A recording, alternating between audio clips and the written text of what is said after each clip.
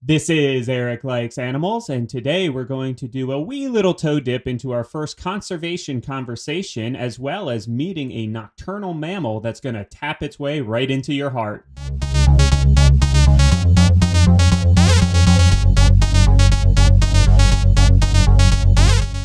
Welcome to Eric Likes Animals. I'm your host, Eric Mahan. I hope everybody is happy and staying healthy right now. I myself had a pretty good week. I hope you did as well. With Super Bowl Sunday, I got to eat a lot of junk food, which is pretty awesome. And I'm pretty hungry right now, but not really the best time to eat while recording a podcast. So let's just get right into it. That way I can go and get some nachos. As I said at the beginning of the show, I really wanted to do a little toe dip into a conservation conversation, really. With a new segment I'm going to refer to as Conservation Corner. This is going to be a segment that probably isn't going to happen during every episode, but every so often when I see a really cool conservation conversation that I want to talk about, that I think all of you guys will enjoy as well. So, without further ado, our first Conservation Corner conversation is going to be algae purifiers or algae air filters, which is actually something that's been around for a couple of years now, but it hasn't, unlike a couple other conservation projects, really I felt ever got its true lime in the sunlight, really got a lot of attention because it's a really amazing, very innovative idea. And the basic concept is that it's a pump that's pumping air through a canister or tube that's filled with algae and water that then helps scrub out carbon dioxide. Yes, the evil carbon dioxide that we always talk about during global warming. It's going to kill us all and it's coming out of our cars. That carbon dioxide gets converted into oxygen from the algae because what algae is most closely related to is plants. So it also needs CO2 and converts it to oxygen. Amazing. But you still might be thinking to yourself, why don't we just plant a bunch of trees? And you would be right. We should just plant a bunch of trees.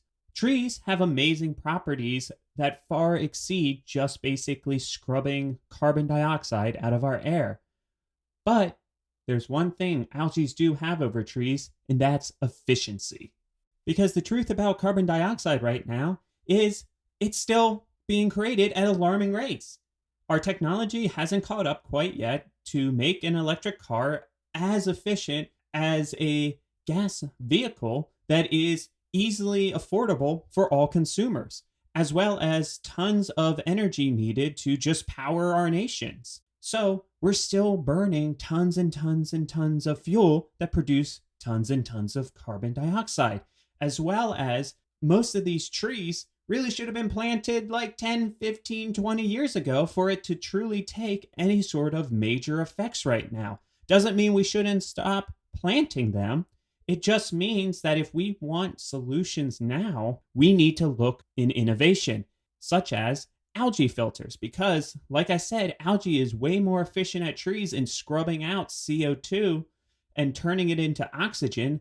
So much so that some algae is anywhere from 25 times, 100 times, even up to 400 times more efficient at scrubbing CO2 per its total weight. That if you had a glob of algae the same weight as a tree, it would be 400 times more efficient than that tree is in scrubbing out CO2 from our air and changing it to oxygen. Thus, the concept of algae air purifiers. Also, I should just take a quick note to say that algae in its natural environment can be dangerous. Too much algae can throw the balance off a lake. Taking all that carbon dioxide and putting too much oxygen in, as well as just sucking up all the nutrients that other plants in the environment need, is actually extremely dangerous, and there's actually deadly algae for a ton of fish out there. So don't just fill up your lake full of algae. That is why they're putting them in canisters in kind of a nutrient solution away from its natural lakes and rivers and all of that sort of stuff. Algae purifiers are currently being used in Mexico and especially in China, as well as we just recently had a company open up in the US where you can get your own cute little personal algae filter for your home. They come in many shapes and sizes. There's some that are being built over overpasses where there's a lot of carbon dioxide from the trucks and cars driving by. Some factories are testing out the technology by pumping some of the CO2 that they produce into some algae filters to reduce the amount of carbon they themselves are releasing. I've also seen in some office buildings where they have kind of like a box that houses it in the front of the office building near the doors that will help clean any air that's coming from the outside, especially in very smoggy cities.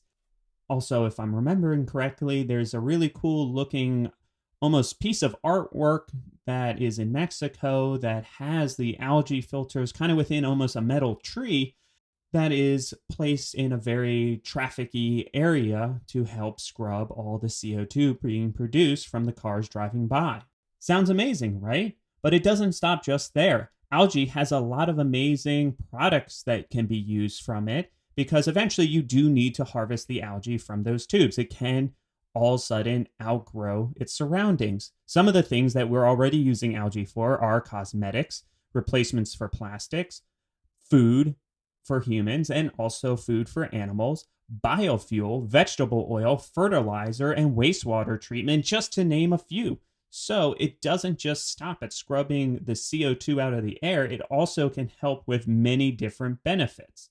So what does the future look like with these algae filters?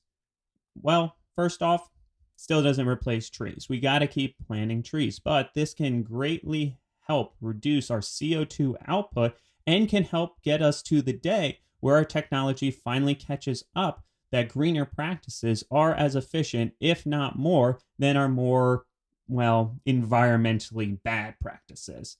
But one of the really cool designs I saw out there, because there's a couple different algae filter purification designs to kind of incorporate them into cities a lot better, was actually replacing streetlights with algae filters.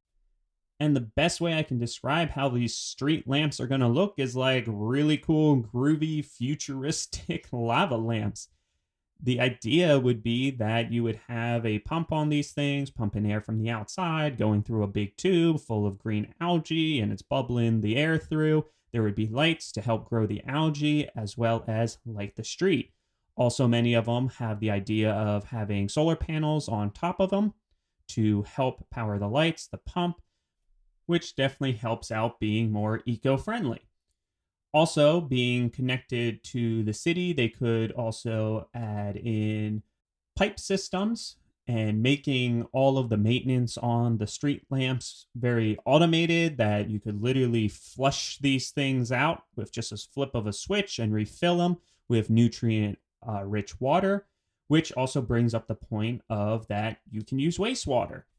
Now, I do want to say that I don't know too much about waste facility. It's just kind of going through the ideas that have been thrown around with these algae filters. But the idea is that instead of the algae helping filter out the water at the waste treatment plant, you could simply use that very, let's say, nutrient-rich water, as gross as it sounds, and pump that back into the street lamps and help grow algae there. Then when it's done, you simply flip the switch, it gets pumped back out, you stream out the algae, you use it for multiple things, and the water then goes through the rest of the treatment process, helping out in a process that's already there and not taking excessive water from other places.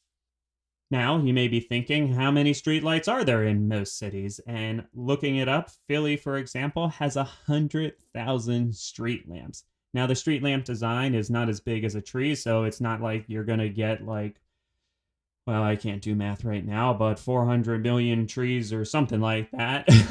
But more effectively, at least 400,000 trees of efficiency by simply switching over every single street lamp of Philly into the groovy algae lamp filters.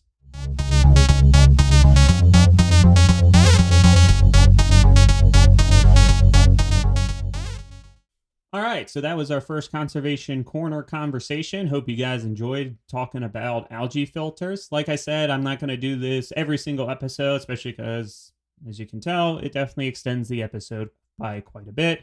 And I don't want you guys to have to deal with that every single time.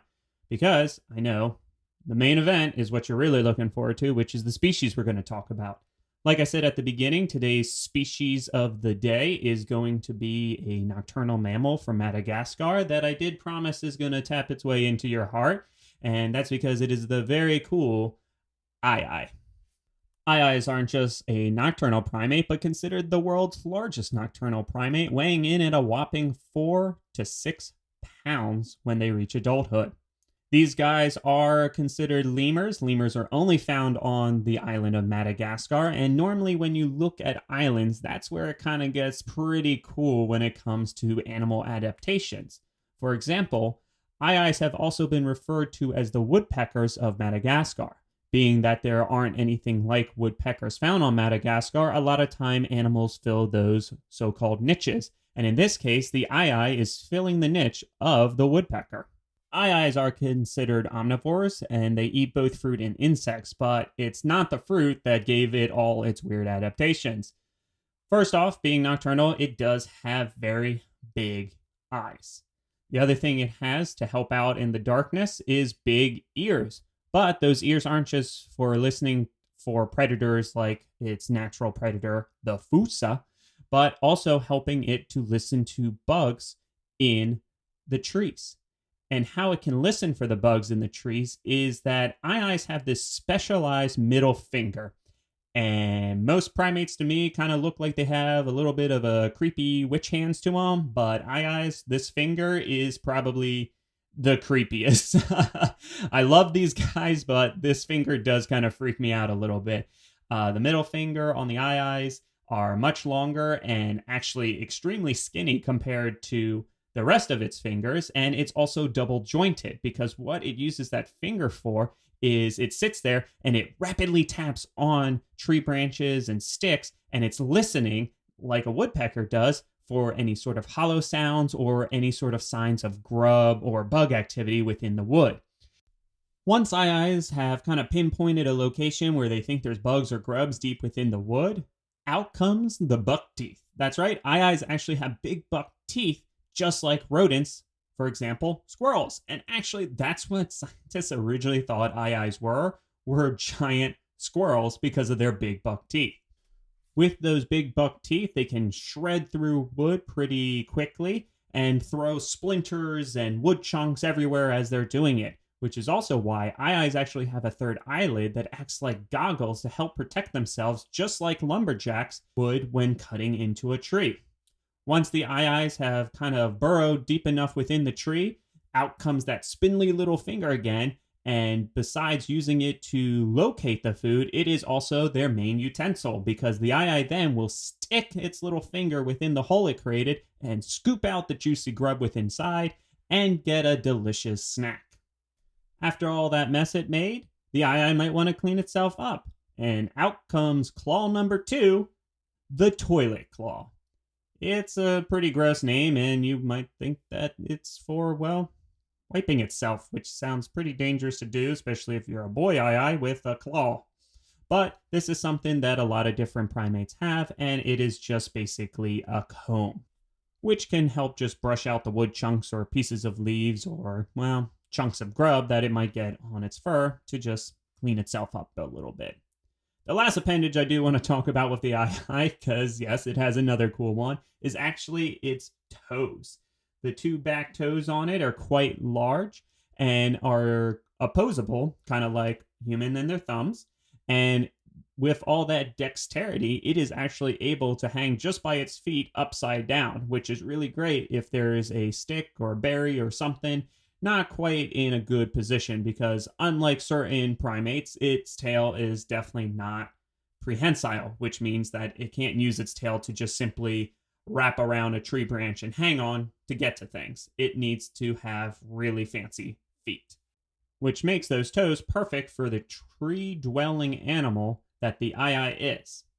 Aye-ayes will also build nests that they will sleep in throughout the day, which can be found high up within the treetops, making trees very important for the ii, and why a lot of the major conservation efforts going on for the ii is actually to stop the deforestation of Madagascar.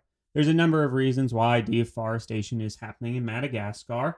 But one I want to talk about is the deforestation for farming purposes, such as sugarcane, coconuts, but actually one of the big ones is vanilla beans. Because a lot of these products aren't even being grown for the people that live there. They're actually being grown and shipped all around the world, especially vanilla beans. Vanilla beans come from a vanilla orchid, which needs very warm, very humid temperatures, which a lot of the rainforests, obviously, in Madagascar are. Looking up vanilla bean spice, pure vanilla bean spice, there are synthetic versions, but actual vanilla beans can cost upwards of $146.99 a pound. Holy crap. All right.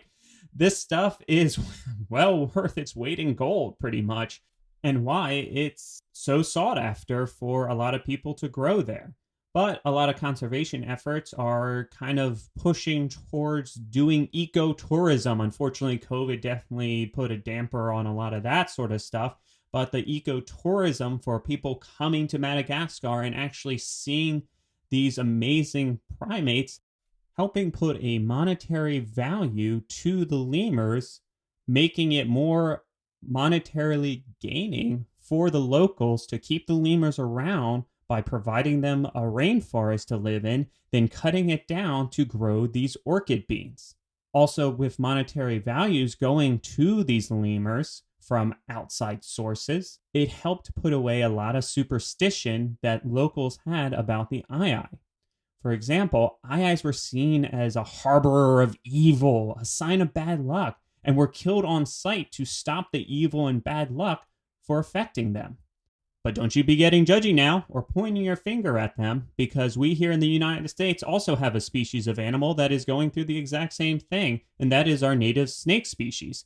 People always consider them a sign of evil and also that they're not to be trusted. And people go out of their way to simply kill it, like some guy driving down the road and seeing a poor rattlesnake just trying to catch a few last bits of rays of sunshine before the night will go out of his way to run it over.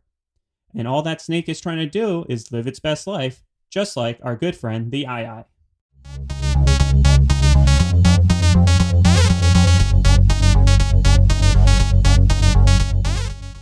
Well, that's our show. Hope you guys enjoyed listening about the ii and also our first Conservation Corner conversation about algae purifying air filters. Just a couple updates is don't forget that this podcast can be listened to on both Spotify and Apple Podcasts. And as well, within the next week, I should have a Facebook page open for this. Really, that would just be something where you could also double check if new episodes have premiered, as well being a spot that I could post articles that I use to write the podcast. And as well, if you guys have any questions and don't feel like doing the whole email thing at ericlikesanimals@gmail.com, you will be able to check out our new Facebook page that should be Eric Likes Animals, the podcast. But until next time, I'm Eric Mahan, and this is Eric Likes Animals. See ya!